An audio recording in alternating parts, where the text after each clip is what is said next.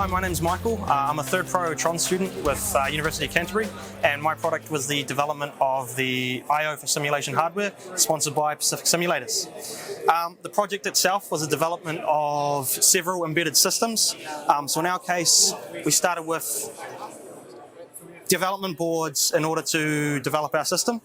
The system itself needed to interface with several I/O and communicate with a computer. For this, we developed several boards.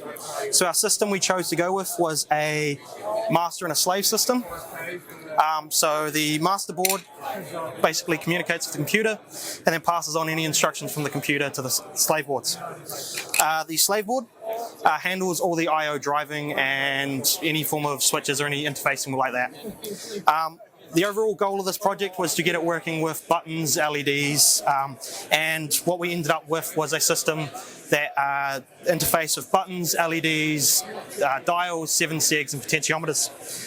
So the actual system itself started off with a full overhead of a Boeing 737 cockpit, and we've selected several I/O from that and developed it further with a test panel. So the test panel itself is just mostly for our purposes to allow us to test all of our I/O without the need for the full panel.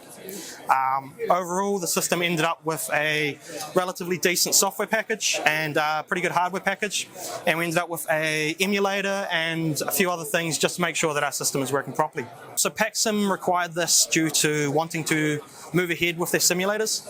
Currently their market range is hobbyist and some pilot training.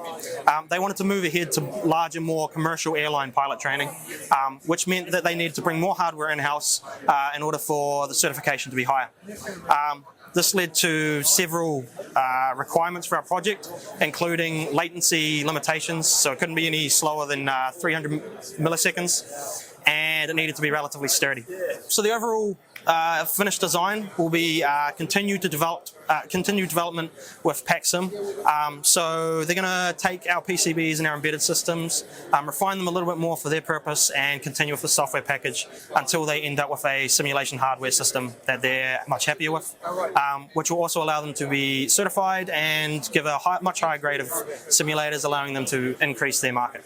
Probably the biggest thing that I found valuable for this project was the teamwork. That and the actual PCB design.